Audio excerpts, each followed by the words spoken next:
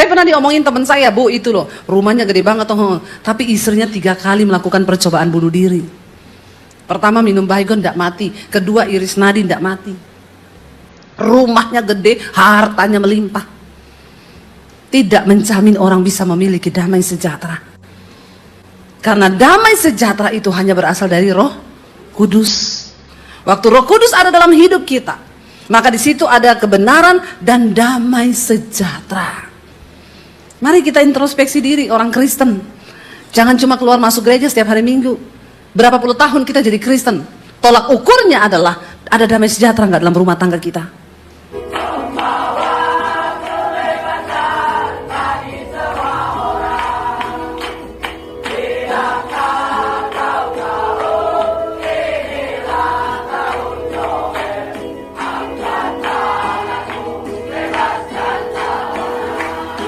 Terima kasih, Shalom. Bagaimana kabarnya hari ini? Luar biasa, karena kita punya Tuhan yang luar biasa, saudara. Dan tidak ada Tuhan yang seperti Tuhan Yesus, ya. Dan untuk apa Yesus naik ke surga? Salah satunya adalah yang pertama, dia menyediakan tempat bagi kita supaya nanti kalau kita mati, ya sudah ada tempat pasti. Amin. Sudah siap mati? Haleluya, ya, semua luar biasa jemaat di sini, ya.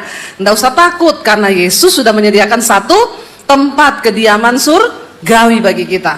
Yang kedua, kenapa Yesus naik ke surga? Supaya Roh Kudus itu dikirim bagi saudara dan saya. Mari kita lihat bersama, buka apa fungsi Roh Kudus dalam kehidupan orang percaya. Yohanes pasal yang ke-16, kita lihat bersama saudara, ayat yang ke-8. Injil Yohanes pasal yang ke-16 ayat yang ke-8, firman Tuhan berkata, baca bersama, 1, 2, 3. Dan kalau ia datang, ia akan menginsyafkan dunia akan dosa, kebenaran, dan penghakiman. Fungsi Roh Kudus dalam kehidupan orang percaya, dia akan menginsyafkan dunia ini, saudara dan saya, akan dosa, kebenaran, dan penghakiman. Orang yang hidupnya dipenuhi Roh Kudus, dia akan tahu ini dosa, lalu dia akan mulai belajar hidup dalam kebenaran, karena dia yakin satu saat akan ada penghakiman. Siapa yang percaya bahwa satu saat Tuhan akan datang dan kita semua akan berhadapan dengan tahta pengadilan Kristus? Saudara percaya? Ini kata firman Tuhan loh, ya, bukan kata saya. Alkitab berkata satu saat Yesus akan datang menjadi hakim yang adil, yang akan mengadili seluruh manusia. Bukan hanya orang Kristen, tapi seluruh umat manusia. Kalau kita percaya bahwa akan ada penghakiman, maka kita ini harus hidup berhati-hati, berjaga-jaga. Nah, fungsi Roh Kudus yang pertama, menginsyafkan kita ini akan dosa. Saudara, setiap hari kita ini pasti tergoda untuk buat dosa. Siapa yang setiap hari masih berdosa? Yang masih berdosa aja, yang nggak berdosa pulang. Ya. Kita semua masih berbuat dosa. Kenapa kita berbuat dosa? Karena kita berhadapan dengan orang, kita ketemu orang, keadaan yang kita nggak bisa kontrol. Ya, ibu-ibu bangun pagi kita berdoa, Tuhan, aku mau hari ini hidup dalam damai sejahtera, melihat suamiku damai, anak-anakku damai. Waktu kita bangun ketemu suami sudah menghilangkan damai sejahtera kita. Nggak usah ibu-ibu senyum. Yang mengalami itu bilang amin. Nggak usah takut sama bapak-bapak. Bapak-bapak, ya, engkau bangun pagi berkata, Tuhan, aku mau hidup dalam kebenaran hari ini damai sejahtera. Ketika engkau bangun pagi ketemu istri, ada loh bapak-bapak waktu lihat istrinya sudah hilang damai sejahteranya. Amin nggak bapak-bapak? Kok lebih kenceng bapak-bapaknya daripada ibu-ibunya, ya? Ya, benar nggak? Kita orang tua kadang berkata, Tuhan, aku ini mau hidup damai dengan anakku. Tapi betapa sering anak kita juga menghilangkan damai sejahtera kita karena perbuatannya. Benar nggak? Anak-anak sering kali pun kita berkata, aku itu sebenarnya pengen berbuat baik sama orang tuaku, tapi orang tuaku ini kadang mencabut damai sejahteraku. Oh, tul. Itu curcol loh. Curhat colongan. Kenapa itu bisa terjadi? Karena kita tidak bisa mengendalikan semua orang bagaimana bersikap terhadap kita. Saya nggak bisa bilang sama suami saya, kamu tuh begini loh sama saya, aku tuh maunya begini loh. Kamu bangun pagi tuh bilang, halo sayang, I love you, I need you, I want you, pret. Ya, iya enggak? Ya, kita kan nggak bisa juga bilang sama istriku, aku tuh maunya kamu begini, begini, begini. Kenapa seringkali kita kecewa, kita terluka, kita berbuat dosa? Karena yang kita harapkan itu nggak sesuai dengan ekspektasi kita, benar nggak? Ya, kita pengen anak kita begini, maunya anak itu nurut terus. Dek, jangan ya. Dek, makan ya. Dek, jangan main HP ya. Apalagi dengan ilmu parenting sekarang, tidak boleh bilang jangan sama anak. Ya, jadi anak mau main game, main aja. Ya, anak mau tidur malam, nggak apa-apa, karena nggak boleh bilang jangan. Ya, sampai ada yang membuktikan itu ilmu parenting itu. Dek, sudah malam loh, HP-nya ditutup, besok sekolah main game terus. Dia ingat, jangan bilang jangan. Dek, malam loh, besok mama kasih bekal enak kalau kamu berhenti main game. Anaknya main game terus. 10 kali dia ngomong, tapi nggak pakai kata jangan. Anaknya main game terus. Dia bilang, kayaknya ilmu parenting tidak berlaku ini. Dia ambil sapu lidi. Jangan kau main game sampai tengah malam. Ya mak, langsung ditutup HP-nya, pergi tidur. Ya, loh, kita ini berharap semua keadaan baik, keluarga baik, anak baik. Tapi kan yang namanya dosa itu selalu mengintip di depan pintu, kata firman Tuhan. Waktu Kain mau bunuh Habel, Tuhan ingetin Kain, hati-hati loh. Dosa mengintip di depan pintu, tapi kau harus berkuasa atasnya. Bagaimana mungkin kita berkuasa atas dosa?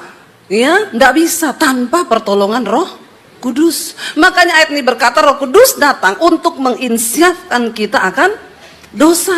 Orang kalau hidupnya dipimpin Roh Kudus, dia nggak cepat bikin dosa. Karena Roh Kudus akan ingetin, hei dosa lo. Ya, kita baru lihat orang nggak senyum. Ini orang kok nggak senyum ya sama saya ya? Ini Asyir kok di depan pintu ya, bukannya salaman sama saya, nggak senyum sama saya. Itu udah dosa loh saudara. Ya, kenapa ini Asyir nggak senyum sama saya? Pasti sirik sama saya. Padahal dia lagi kebelet. Iya enggak? Ya, padahal dia besok jatuh tempo. Kita kan nggak tahu, tapi seringkali kita berbuat dosa. Nah, kalau ada Roh Kudus akan mengingatkan kita, hatimu tuh loh berdosa loh. Kenapa kamu menghakimi itu orang? Lalu kita berdoa, Tuhan ampuni aku, Tuhan kuduskan aku dalam nama Yesus. Itu gunanya Roh Kudus saudara. Ketika suami istri berantem, ya, kita jengkel sama suami. Tapi Roh Kudus ingetin, gak usah jengkel sama suamimu. Daripada kamu berantem, lebih baik bermaaf-maafan, minta maaf, berpelukan. Itu lebih bagus. Kalau ada Roh Kudus menginsafkan kita akan dosa, kebenaran dan penghakiman. Sehingga kita mengerti bahwa Dia adalah Tuhan, Dia adalah Allah yang terus menyertai kita. Roma pasal yang 8 ayat yang kelima, kita lihat bersama. Roma 8 ayat 5 firman Tuhan berkata begini, baca bersama 1, 2, 3. Sebab mereka yang hidup menurut daging memikirkan hal-hal yang dari daging, mereka yang hidup menurut roh memikirkan hal-hal yang dari roh. Karena keinginan daging adalah apa? Maut. Tetapi keinginan roh adalah hidup dan damai sejahtera. Semua yang berasal dari daging ini bertentangan dengan roh. Dan keinginan daging ini adalah maut.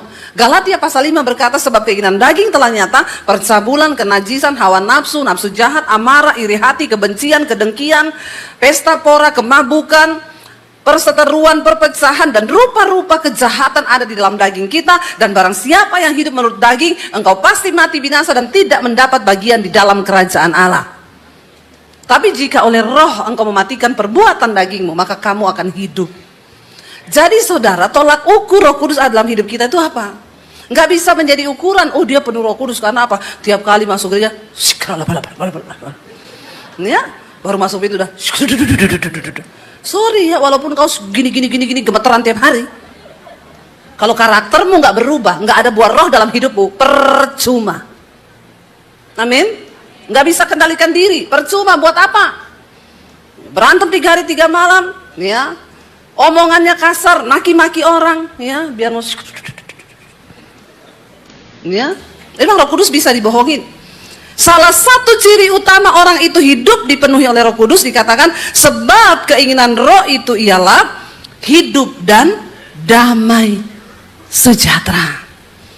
Apa ciri orang hidup dipimpin oleh Roh Kudus? Hidupnya itu penuh damai sejahtera.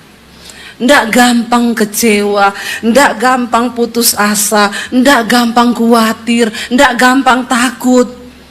Waktu sudah mau takut, Roh Kudus ingetin, jangan takut, sebab Tuhan adalah penolongmu. Yes, amin, aku percaya. Roh ketakutan pergi. Waktu baru mau tersinggung, jengkel sama dia. Ya, jaga hatimu dengan segala kewaspadaan, karena dari situlah terpancar aliran kehidupan. Amin, dalam nama Yesus. Sudah, kita sukacita. Orang yang hidupnya dipimpin Roh Kudus itu ada damai sejahtera. Coba saudara cek dalam hatimu, ya, ada nggak damai sejahtera dalam hidup kita? Setiap hari kita lebih banyak damai atau khawatir? Setiap hari kita lebih banyak damai atau berantem? Saya tadi dibawa sopirnya lewat perumahan. Bu, kita lewat jalan pintas ya, lewat perumahan. Ya, biar ibu bisa cepat. Iya, oke, dari sana datang. Perumahannya mewah, saudara. Saya lihat, orang Surabaya ini banyak kaya-kaya ya. Ada yang ambil satu blok, itu kayaknya 6 rumah jadi satu rumah, saudara. Saya sambil lihat, Sultan ini. Sultan, the real Sultan. Ya, crazy rich. Kalau kita crazy-nya aja dulu. Rich-nya belum dapat. Ya, saudara. Lalu saya tiba-tiba ada suara di hati saya yang berkata gini, mereka itu rumahnya besar begitu, ada damai nggak ya dalam rumah itu? Terus saya tanya sama suami saya, mereka nih rumahnya gede-gede gini, ada damai sejahtera nggak ya di situ? Sopirnya nyeletuk, ya harusnya ada ya Bu ya.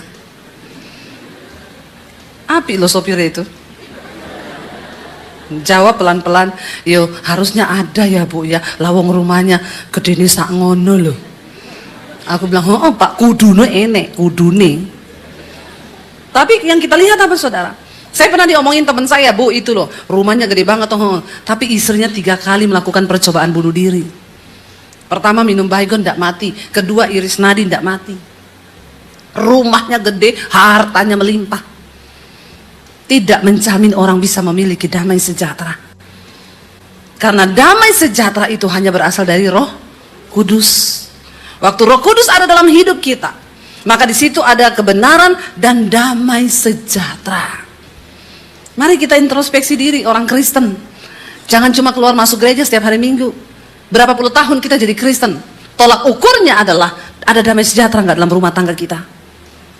Suami istri berantem terus tiap hari atau tiap hari ada damai sejahtera? Hidup dengan anak-anak ada damai sejahtera nggak? Percuma kita ngomong Kristen, percuma kita pelayanan, kalau tiap hari hidup kita tidak ada damai sejahtera, maka engkau tidak dipimpin oleh Roh Kudus. Karena kerajaan Allah itu, Roma 14 ayat 17, bukan soal makanan, bukan soal pakaian, bukan soal rumah mewah dan mobil mewah. Tapi kerajaan Allah dikatakan adalah kebenaran, damai sejahtera, dan sukacita oleh Roh Kudus. Itu kerajaan Allah. Ya, jadi percuma kita pakai semua yang bermerek dari atas sampai bawah, tapi kalau tidak ada damai sejahtera, itu adalah sebuah pencitraan. Di mata Tuhan itu pencitraan. Ya, mari kita berdoa biar Roh Kudus penuh dalam hidup kita dan ada damai sejahtera, saudara. Lalu dikatakan di sana, saudara, ayat yang ke-7, sebab keinginan daging adalah perseteruan terhadap Allah, karena ia tidak takluk kepada hukum Allah, hal ini memang tidak mungkin baginya. Orang yang hidup menurut daging, dikatakan dia berseteru dengan Allah, bermusuhan dengan Tuhan. Walaupun Kristen, walaupun pelayanan, kalau kau hidup mengikuti keinginan dagingmu, engkau bermusuhan dengan Tuhan. Lah orang kalau bermusuhan dengan Tuhan akan ada damai sejahtera nggak saudara? Enggak. Ya, jangan bermusuhan dengan Tuhan. Ya, dikatakan di sana dia tidak mungkin takluk kepada hukum Allah. Daging dan orang yang hidup menurut daging nggak mungkin takluk kepada firman Tuhan, sebab hal itu memang tidak mungkin baginya. Ayat yang ke-8, mereka yang hidup dalam daging tidak mungkin apa? Berkenan kepada Allah. Walau saudara bayar perpuluhan, walaupun saudara kasih persembahan banyak, walaupun saudara pelayanan di gereja pakai jas begini, pakai jas kayak saya, worship leader, singer, pemain musik, kalau kita hidup menurut daging, tidak mungkin hidup kita berkenan kepada Tuhan. Hati-hati loh, ini ingat peringatan firman Tuhan. Saya mau sampaikan saudara, masa-masa di depan kita ini sudah masa-masa yang hari-hari yang terakhir-akhir zaman. Ya, mari kita berdoa sungguh-sungguh untuk mematikan keinginan daging. Ya, memang di dalam hidup ini saudara, Sebenarnya manusia itu kembali lagi dia berurusan dengan dirinya sendiri. Ya, kalau kita ini bisa menang terhadap diri sendiri, ada Roh Kudus bersama kita, maka tidak ada satupun keadaan di luar yang bisa mengendalikan hidup kita. Bahkan kebahagiaan kita tidak ditentukan oleh keadaan atau siapapun yang ada di sekeliling kita. Jangan taruh kebahagiaanmu pada suamimu, karena suami bisa berubah. Jangan taruh kebahagiaanmu pada istrimu, karena istri bisa berubah. Jangan taruh kebahagiaanmu pada orang tuamu pun juga bisa berubah. Jangan taruh kebahagiaanmu pada anakmu, karena anakmu juga bisa berubah. Satu saat dia nggak akan menyenangkan engkau. Inilah kehidupan, karena hidup itu adalah perubahan. Semua bisa berubah. Kita akan kecewa ketika kita menaruh pengharapan kebahagiaan hidup kita pada suami atau siapapun. Ya, kemarin kasus bunuh diri seorang gamers dari China. Anak-anak muda tahu. Ya, jatuh cinta sama seorang wanita, dia habiskan uang sampai 1 M lebih. Ceweknya minta uang terus. Dia sampai makan sayur tok, karena uangnya semua dikasih buat ceweknya. Ya, di hari yang terakhir dia tahu ternyata ceweknya nggak cinta sama dia. Permintaannya cuma satu, ya aku pengen makan McD. Lalu dia kecewa, tidak terjadi dengan ekspektasi seperti yang dia harapkan. Dia pergi ke satu jembatan yang tinggi di China. Lalu dia bunuh diri, dia lompat, saudara. Tanggal 3 Mei kemarin, kematiannya dirayakan di China, ditetapkan sebagai hari laki-laki yang setia. Pret. Orang bunuh diri malah dijadikan hari setia loh, saudara. Ya, dunia ini sekarang aneh. Terus orang berbondong-bondong beli McD sampai 1,8 juta kemarin McD dibeli, ditaruh di jembatan tuh semua McD. Udah mati orangnya, nggak usah lagi kau beli McD. Kau kasih sama orang yang hidup, amin. Coba pakai akal sedikit, logika jalan ya. Orang udah mati dibeliin McD. Kalau mau berbuat baik itu waktu orangnya masih hidup. Ya, nggak penting engkau beli karangan bunga penuh itu, saudara, di atas jembatan. Ya, McD 1,8 M, bayangkan ya. Ya untung lah ya McD ya. Kalau ada yang mau mati lagi, tolong minta makan apa gitu biar heboh juga. Saudara, kita lihat di sini. Kenapa itu bisa terjadi? Karena dia menaruh harapannya kepada perempuan ini. Makanya saya bilang sama yang muda-muda ini, nggak usah alay lebay. Jatuh cinta itu biasa aja, men. Nggak ada tuh cinta itu pret. Cinta itu apa? Yang kenceng ngomongnya, cinta itu apa? Beh, mantap. Nggak usah tepuk tangan. Itu bukan firman Tuhan ya. Saya tuh lihat orang-orang sekarang itu cinta tuh udah kayak segala-galanya ya. Ya emang kalau mau nikah kau makan cinta cukup? Makan tuh cinta. Bangun gak ada uang, gak ada kerjaan. Sayang, kita cinta-cintaan ya. Kenyang toh, kenyang kan?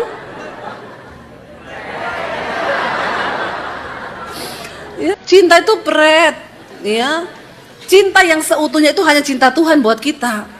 Kalau cinta dunia ini ya begitu, saudara, ada uang abang di, tidak ada uang abang di, tahu ya semuanya ya. Apalagi yang perempuan-perempuan ini tendang, ya nggak ada uang tendang aja kau. Bertobat, saudara, jangan terlalu mencintai sesuatu lebih dari yang kau cinta sama Tuhan. Ibu-ibu, jangan cintai suamimu lebih daripada kau cinta Tuhan. Makanya ada ibu suaminya selingkuh, saya mau bunuh diri, bu. Kenapa suamiku selingkuh? Pret. Kenapa ibu terlalu mencintai suamimu begitu? Dia selingkuh, biarin aja. Ya ibu tetap berdoa, kalau dia nggak mau bertobat, biar dia masuk neraka. Jangan ibu yang bunuh diri, kenapa ibu yang mau masuk neraka? Kadang-kadang orang itu udah nggak pakai otak, saudara. Maaf ya, saya ngomong apa adanya aja ya. Lihat orang Kristen model-model begini, ya aduh, karena engkau tidak punya Roh Kudus dalam dirimu. Kalau ada Roh Kudus, maka Roh Kudus akan mengajarkan banyak hal. Yang muda-muda dengar ya, kau pacaran, jangan sampai terlanjur.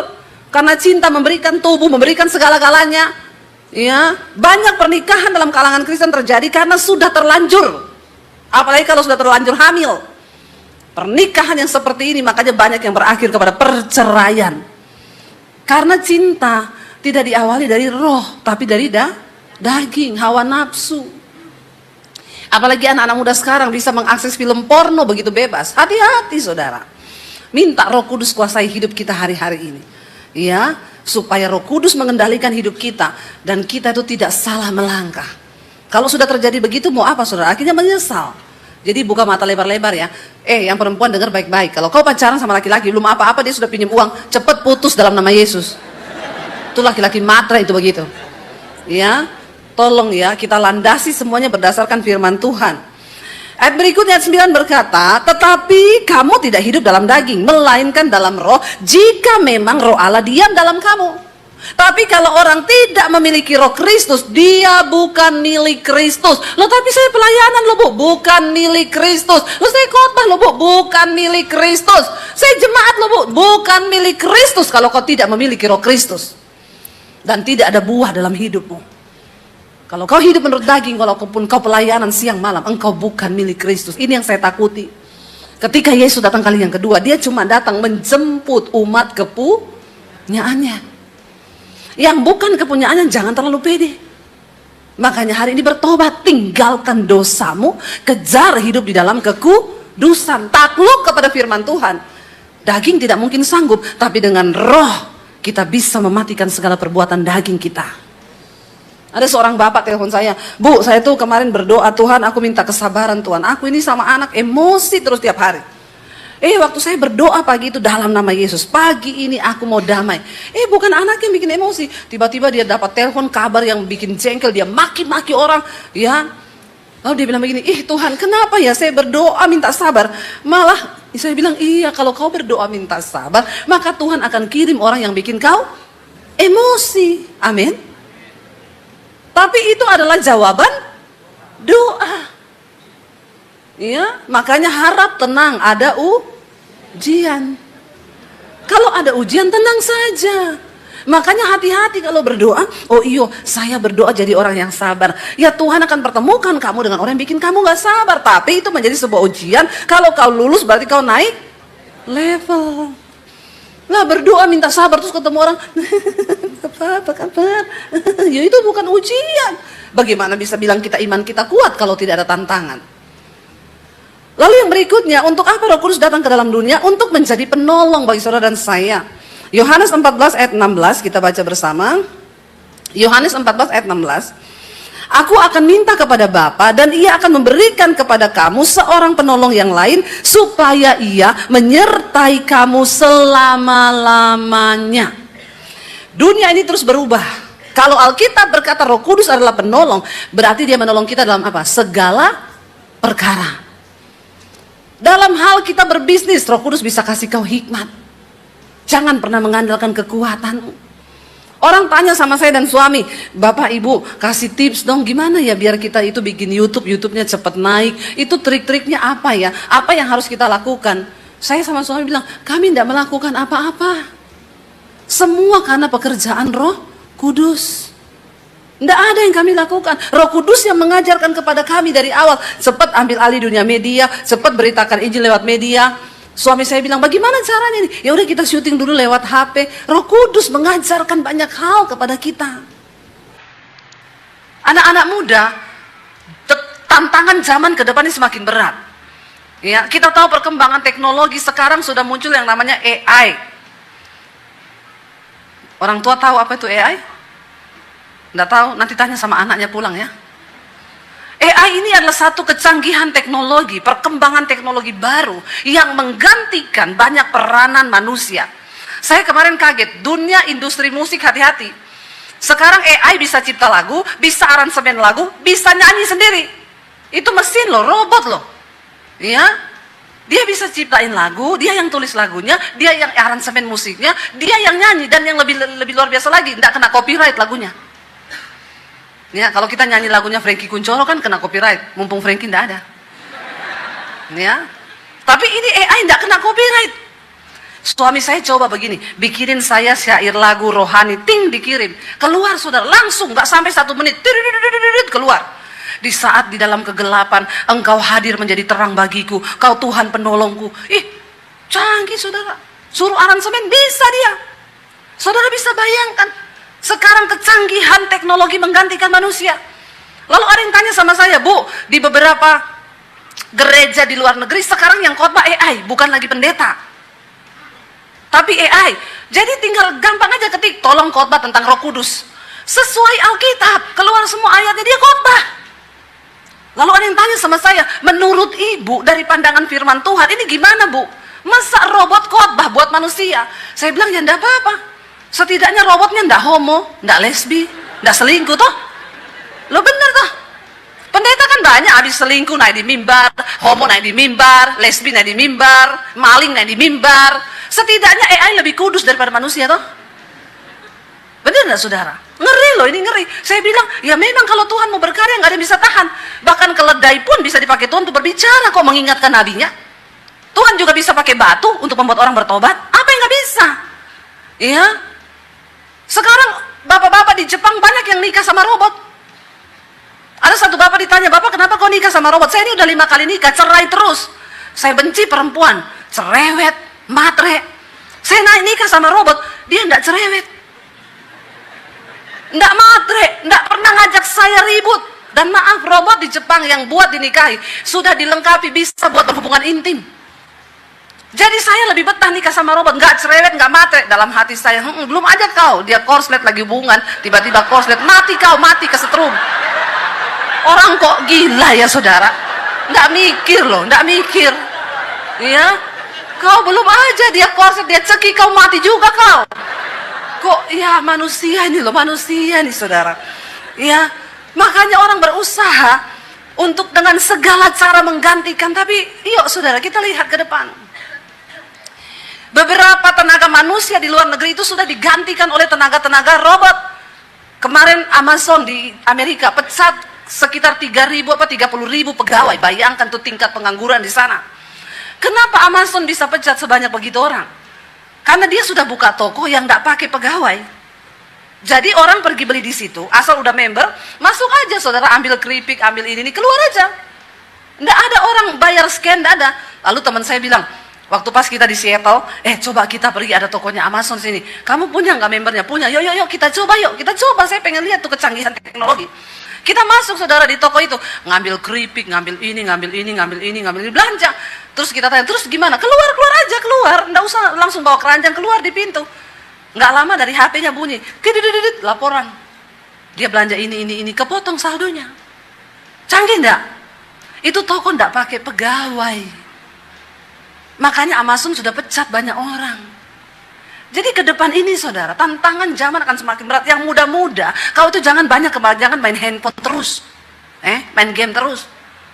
Sudah tukang main game, tukang begadang, nggak cari Tuhan, nggak punya Roh Kudus, sudah habis masa depanmu. Lo benar. Kalau melihat tantangan zaman ke depan, anak-anak muda, cari Tuhan, minta pengurapan Roh Kudus, sebab Roh Kudus adalah penolong yang akan mengajarkan banyak hal kepada saudara dan saya. Kita tidak akan bisa bertahan menghadapi keadaan situasi yang semakin sulit di akhir zaman. Kalau tanpa Roh Kudus, tidak bisa. Tapi Alkitab berkata, diberkatilah orang yang mengandalkan Tuhan, yang menaruh harapannya kepada Tuhan, yang mencari Dia siang dan malam. Amin. Ya, makanya saudara, terjadikan Roh Kudus sebagai penolong kita. Ayat yang ketiga dikatakan Roh Kudus sebagai apa? Menjadi penghibur bagi orang-orang percaya. Yohanes 14 ayat 26. Yohanes 14 ayat 26, firman Tuhan berkata demikian, tetapi penghibur, yaitu apa?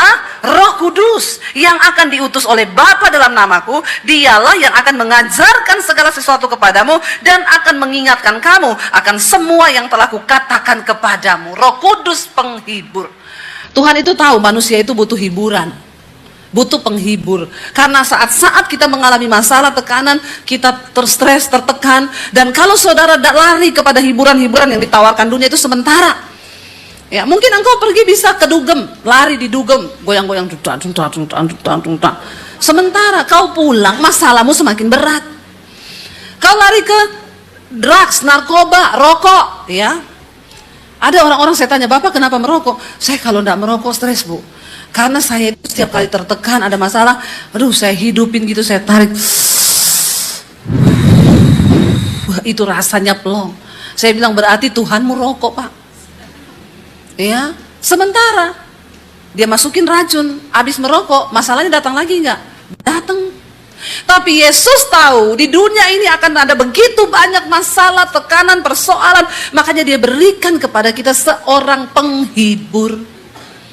Ibu-ibu, kalau kau lagi berantem dengan suamimu, enggak usahlah kau duduk di sudut tempat tidur nangis berharap suami datang dari belakang, "Sayang, maaf ya sayang," terus peluk kita. Kau berharap dihibur suamimu?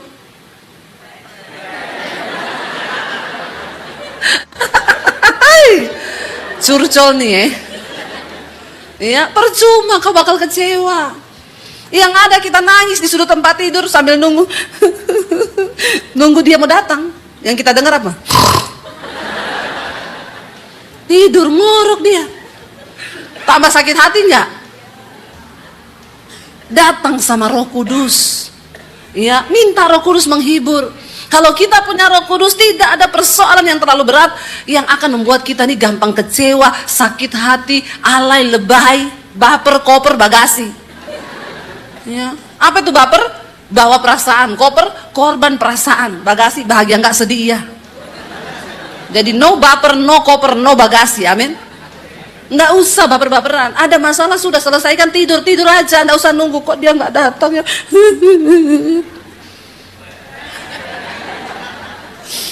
Biar Roh Kudus yang menjadi penghibur. Dan dikatakan Roh Kudus itu akan mengingatkan, mengajarkan segala sesuatu kepadamu, dan akan mengingatkan kamu akan semua yang telah kukatakan, kata Tuhan Yesus. Saudara ingat ketika Yesus ada di dunia 3 tahun, dia memuridkan murid-muridnya. Dia cerita kepada murid-muridnya tentang kerajaan Allah. Dia juga cerita kepada mereka, aku satu saat akan diserahkan ke tangan orang-orang berdosa. Aku akan dibunuh. Tapi kamu jangan takut, pada hari yang ketiga aku akan bangkit. Setelah aku bangkit, aku naik ke surga, aku akan memberikan padamu Roh Kudus. Jadi ayat ini ditulis sebelum Yesus mati. Dan Yesus bilang, supaya, kenapa aku kasih tahu ini? Supaya kalau hal itu terjadi, ingat aku sudah memberitahukannya padamu.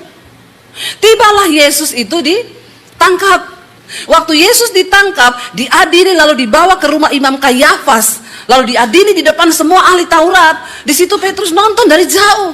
Lalu orang bilang, kau muridnya toh? Demi Allah, aku tidak kenal dia. Lalu ada satu orang bilang, no, kamu sering ikut pemuritannya dia, saya tahu kamu. Demi Allah.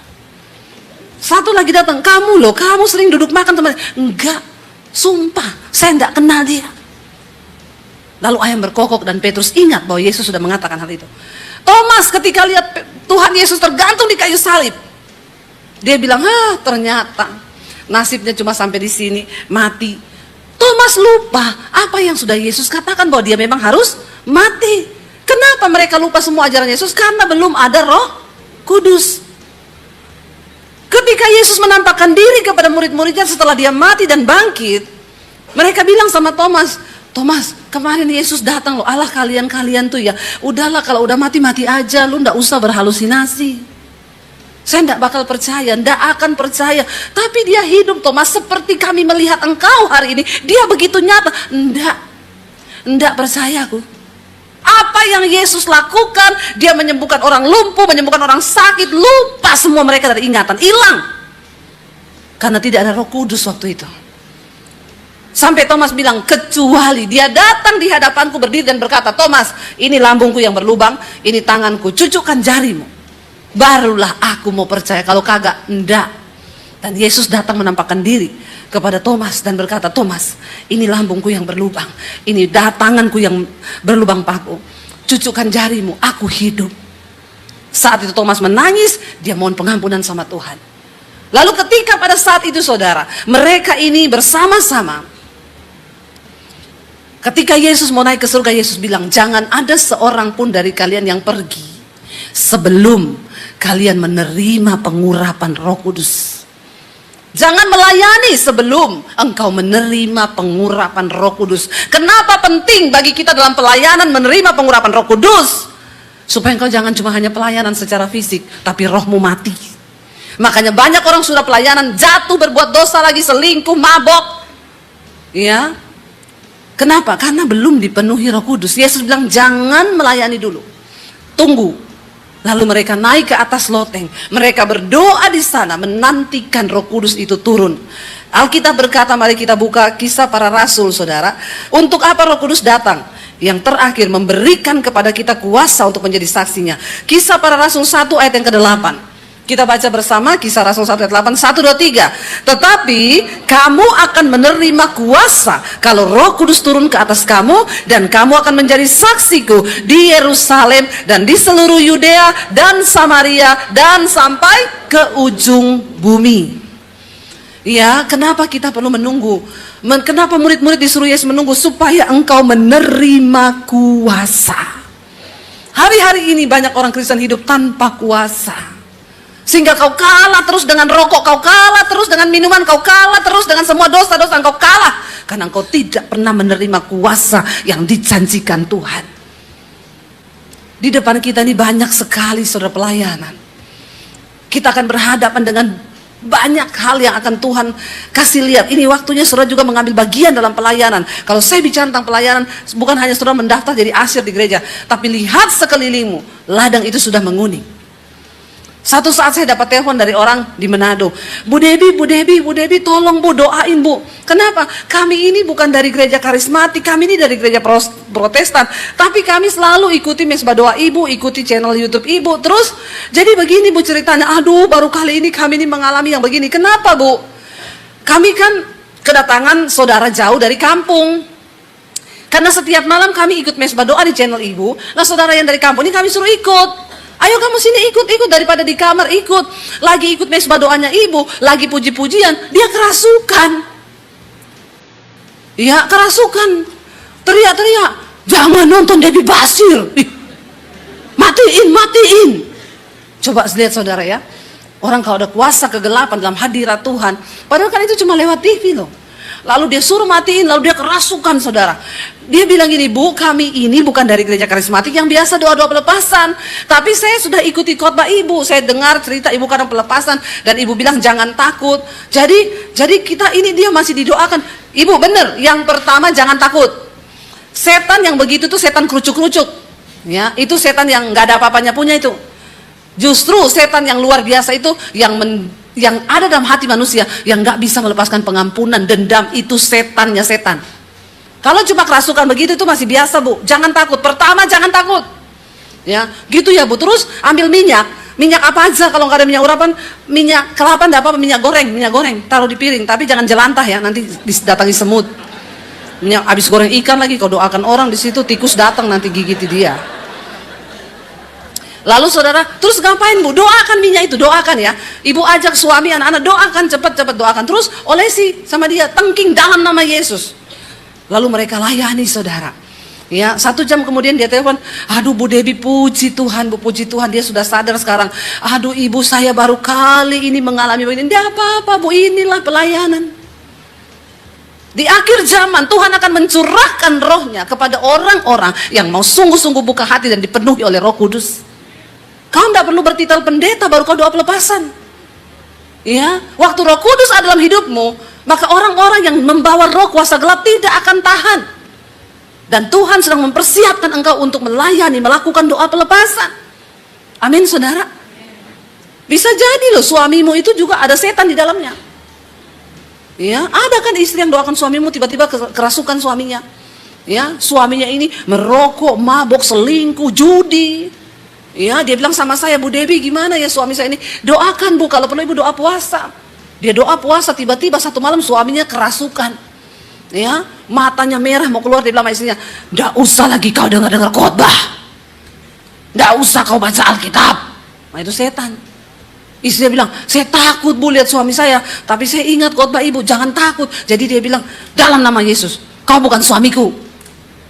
Dia bilang, "Jangan kau dengar khotbah, kau setan, dalam nama Yesus." Dia tengking suaminya. Akhirnya suaminya jatuh saudara. Besoknya suaminya pulang, rebah langsung kayak orang mati. Istrinya takut, teriak-teriak, dia tengking dalam nama Yesus, suaminya kerasukan lagi. Dia bilang sama suaminya, "Pak, teriak dalam nama Yesus, Pak, teriak Pak." Suaminya bilang, "Enggak bisa, aku sebut nama Yesus." Enggak bisa, ditahan sama iblis mulutnya, enggak bisa. Ya, "Ayo Pak, teriak Pak dalam nama Yesus." Enggak bisa. Dia doa terus dalam nama Yesus, segala kuasa kegelapan, segala roh jahat yang ada dalam suamiku keluar. Akhirnya suaminya mulai teriak, "Dalam nama Yesus, dalam nama Yesus." Lalu suaminya dilepaskan. Kadang-kadang suami yang selingkuh terus, mabok terus, judi terus, yang banyak sekali, itu kadang ada setan di dalam dirinya. Coba lihat suamimu. Lihat, ya, masih orang atau setan itu? Loh bener loh saudara. Ya, karena setan tuh mencari tempat tuh untuk berdiam. Ya, dan kalau rumahmu ini nggak kau isi dengan firman, ya dia ajak 7 roh yang lebih jahat masuk, maka keadaan orang itu lebih parah dari semula. Hati-hati saudara, kita nggak main-main ini, kita ada di akhir zaman loh. Ya, kalau orang nggak bertobat tuh pasti sudah setan dalam badannya itu. Ya, berdoa, kau tengking sendiri dirimu. Dan akhirnya sudah kita lihat, ya, Roh Kudus akan memberikan engkau kuasa untuk menjadi saksi. Kalau engkau menerima kuasa saudara, ya, rohmu kuat, kau bisa menyatakan kebenaran. Tidak ada yang bisa tutup mulutmu. Sebagai orang tua, kau berhak ngomong ke anakmu. Waktu kau lihat anakmu hidup tidak benar, kau panggil dia dan bicara. Kamu jangan tidak menghormati Tuhan. Hidup benar supaya hidupmu diberkati. Amin. Saya lihat banyak orang tua takut bicara sama anak, nggak berani tegur anak. Banyak saudara demi bersaudara yang tidak bisa tegur keluarganya yang berbuat dosa. Kau harus berani saudara untuk menyampaikan kebenaran supaya jiwanya itu diselamatkan. Jangan diam aja. Anakmu pelakor, tegur. Ada orang tua yang anaknya pelakor, dia diam aja karena dapat duit terus. Ya, dikasih sama anaknya bisa bangun rumah, didoakan lagi. Hati-hati saudara ya. Kalau Roh Kudus turun ke atas kita, kita menerima kuasa. Lalu ketika Petrus, mereka berdoa di loteng itu dengan semua murid-murid, menunggu Roh Kudus dicurahkan. Alkitab berkata, lalu Roh Kudus turun. Mereka mulai berbahasa-bahasa dalam bahasa yang baru. Ya, mereka berbahasa Persia, mereka berbahasa Mesir, dan orang-orang Persia yang ada di situ bingung, loh kok dia ini bisa bahasa Persia? Loh kok dia bisa bahasa Cina? Loh kok dia bisa bahasa ini? Lalu mereka bilang dia tuh mabok, mereka ini lagi mabok. Lalu Petrus, ingat nggak? Petrus yang waktu ditanya, kamu muridnya ya? Aku tidak kenal. Ketakutan. Pada waktu dipenuhi Roh Kudus, Petrus maju dan dia berdiri di depan orang-orang Yahudi. Semua mereka yang ada di situ yang menuduh mereka mabuk. Kisah Rasul pasal 2 ayat 21. Petrus muncul dan dia mulai berkhotbah di depan mereka. Dia bilang, dan barang siapa, Kisah Rasul 2 ayat 21, dan barang siapa yang berseru kepada nama Tuhan akan diselamatkan. Hai orang-orang Israel, dengarlah perkataan ini. Yang aku maksudkan ialah Yesus dari Nazaret, seorang yang telah ditentukan Allah dan dinyatakan kepadamu dengan kekuatan-kekuatan, mujizat-mujizat dan tanda-tanda yang dilakukan oleh Allah dengan pengerantaraan Dia di tengah-tengah kamu seperti yang kamu tahu. Dia yang diserahkan Allah menurut maksud dan rencananya telah kamu salibkan dan kamu bunuh oleh tangan bangsa-bangsa durhaka. Wow, Petrus yang tadinya ngomong tidak kenal Yesus, sekarang berani dengan kata-kata Roh Kudus. Dia mulai berkata-kata, kamu tangan orang-orang durhaka yang sudah menyalibkan dia.